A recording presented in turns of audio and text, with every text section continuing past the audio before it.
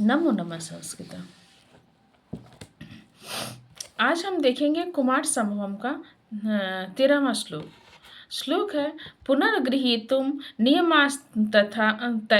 नियमस्तथया तया द्वये अपि निक्षेप इवार्पितं द्वयम् लतासु तन्वीषु विलासचेष्टितं विलोलदृष्टिं हरिणांगनासु च। ते हैं कि इसका अन्वय है नियमस्थया तया विलासचेष्टितं विलोलदृष्टिं दृष्टं च इति द्वयं तन्वीषु लतासु हरिणांगनासु च इति द्वये अपि पुनः ग्रहीतुं लोचने ग्रहीतुं निक्षेपः अर्पितम् इव।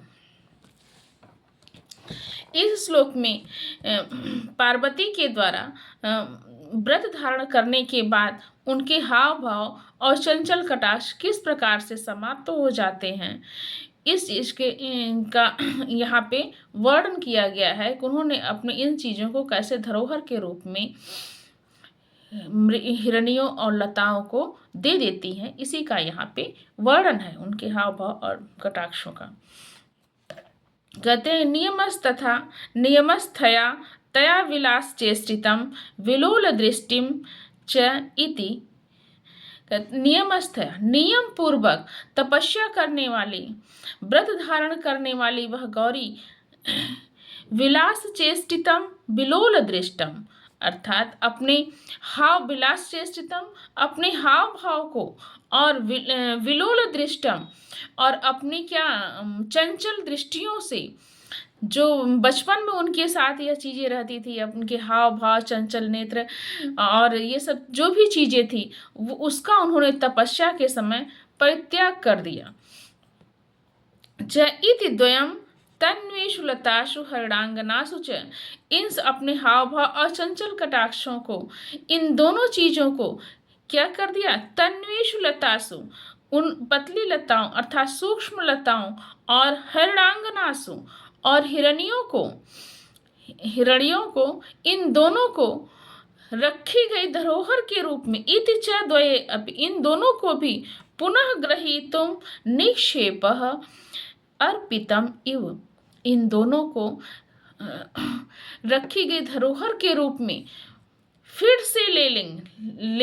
से लेने के लिए अर्पित कर दिया। अर्थात उन्होंने अपने इन व्यवहारों को सूक्ष्म लताओं और हरिणियों के पास में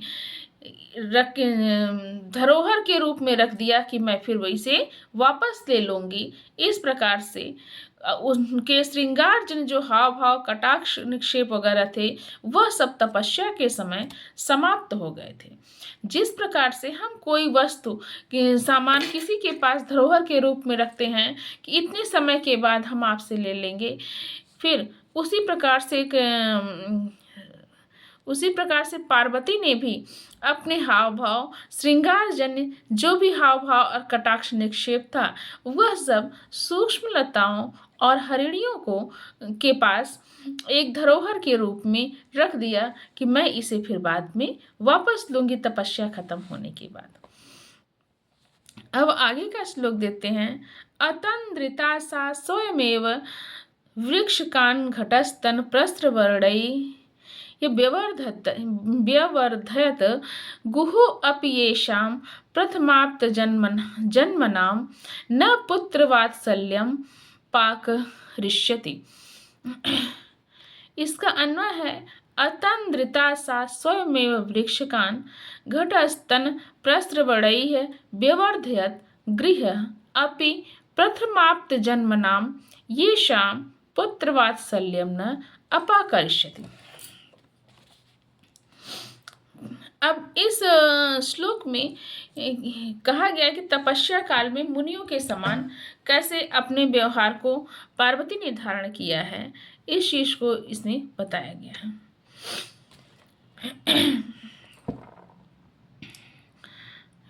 कहते हैं कि अतंद्रिता सा स्वयमेव वृक्षकान्, अतंद्रिता सा वह पार्वती आलस्य से रहित होकर के, आलस्य को छोड़ करके स्वयमेव वृक्षकान् घटस्तन प्रस्रवर्णैः व्यवर्ध्यत गुहः। उन तपस्या से पहले जो उन्होंने छोटे छोटे वृक्षों को, तपस्या छोटे छोटे वृक्षों को घड़े के जल से सींच करके बड़ा किया था, वह उसी प्रकार से बड़ा सींच करके बड़ा किया था जैसे माँ क्या करती है, स्वयं वृक्षकान घट स्तन प्रस्रवणैः व्यवर्ध्यत। उन छोटे छोटे वृक्षों को उसी प्रकार से घड़े के जल से सींच कर बड़ा किया था, जिस प्रकार एक माँ अपने दूध से अपना दूध पिला करके अपने बच्चे को का पालन पोषण करती है और बड़ा करती है, उसी प्रकार से वह पार्वती भी जल से सींच करके छोटे छोटे वृक्षों को पाल पोष करके बड़ा किया था।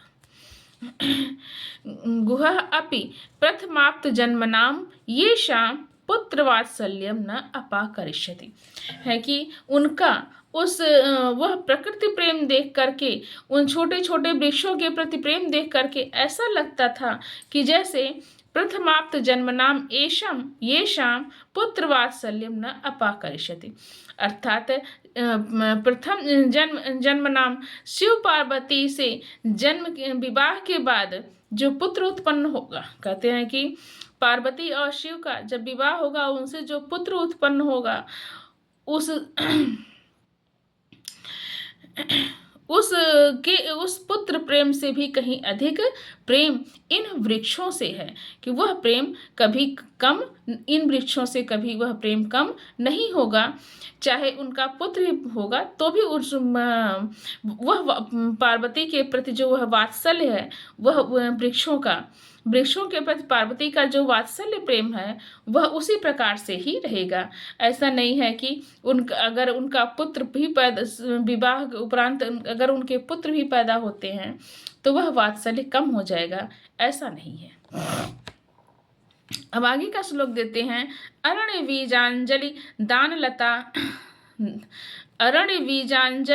दान लालितास्तथा च तस्यां हरिणा विश्वसुः यथा तदीयैः नयनैः कुतूहलात् पुरः सखीनां मिमित लोचने। अब यहाँ पर हरिणियों का, जंगली जानवरों का पार्वती का वन में रहते समय पार्वती के प्रति जंगली जानवरों का कितना बड़ा विश्वास हो जाता है, उसी विश्वास का यहाँ पे वर्णन है। इसका अन्वय देखते हैं। अरण्य बीजांजलि दान लालिताः हरिणाः तस्यां तथा विश्वसुः यथा कुतूहलात् तदीयैः नयनैः लोचने सखीनां पुरः अमिमीत। कहते हैं अरण्य बीजांजलि दान लालिता, जंगली दानों के निवार आदि को अपने हाथों से खिला करके अपने हाथों से पालित, मतलब जंगली जानवरों को, हिरणों आदि को अपने हाथों से जो निवार किए दाने को खिला करके पालती थी, पालित होने के कारण विश्वसु यथा कुतूहलात, इतना उन जंगली जानवरों का पार्वती के प्रति विश्वास हो गया था कि वह कुतूहलात तदीयैः नयनैः लोचने सखी नाम पुरः अमिमीत, वह कुतूहल बस अगर सखियों के सामने उन हरिणियों से, कुतूहल बस सखियों के सामने उन हरिणियों के नैनों को तदीयैः नयनैः स्वलोचने अमिमीत, उन हरिणियों के नैनों से अपने नेत्रों को वह मापती थी। अर्थात इतना जंगली जानवरों का इतना विश्वास हो गया था पार्वती में कि वह अपनी सखियों के सामने उन जंगली जानवरों को, हरिणियों आदि को पकड़ करके उनके नेत्रों से अपने नेत्रों को वह मापती थी, लेकिन वह कभी डरते नहीं थे।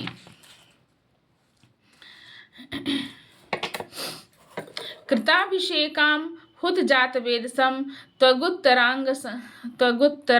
संगवतीम धीतिनीम दिदृक्षवस्ताम दिदृक्षवस्तां ऋषयो अभ्युपागमन् धर्मवृद्धेषु वयः समीक्ष्यते। इस श्लोक में पार्वती के आचरण का ऐसा वर्णन किया गया है, पार्वती के आचरण का वर्णन है कि उनकी इस आचरण को देख करके ऋषि मुनि भी उनके दर्शन के लिए आने लगे थे। तो है कि इसका अन्वय है कृताम शेकाम हुत जात वेदसम त्वगुत्तरा संगतिम अधीतिनीम ताम दिदृक्षवः दृशया अभ्युपागमनम धर्म वृद्धेषु वयः न समीक्षते। कृताभिषेकाम नित्य नियम पूर्वक स्नान करने वाली, हुत जात वेदसम और अग्नि में हवन करने वाली, त्वगुत्तरा संगवतीम अधीतिनीम ताम और वल्कल वस्त्र को उत्तरी को धारण करने वाली एवं अधीतिनीम ताम दिदृक्षव और रोज स्तुति पाठ करने वाली उन पार्वती को देखने के लिए ऋषिय अभ्युपागमनम धर्म वृद्धेषु वयः न समीक्षते। अर्थात ऋषि मुनि भी उनके इस चीज को देखने के लिए ऋषि मुनि भी आने लगे थे, क्योंकि क्या कहा गया कि क्योंकि धर्म वृद्धेषु वयः न समीक्षते। धर्म वृद्धों में जो ऋषि मुनि होते हैं उनमें अवस्था का अनुकरण नहीं होता है, अवस्था का विचार नहीं किया जाता है वह किस एज का है, बल्कि उसकी भावना को देखा जाता है कि वह किस तरीके से तपस्या कर रहा है। इस चीज को देखने के लिए ऋषि मुनि भी आने लगे थे। धन्यवाद।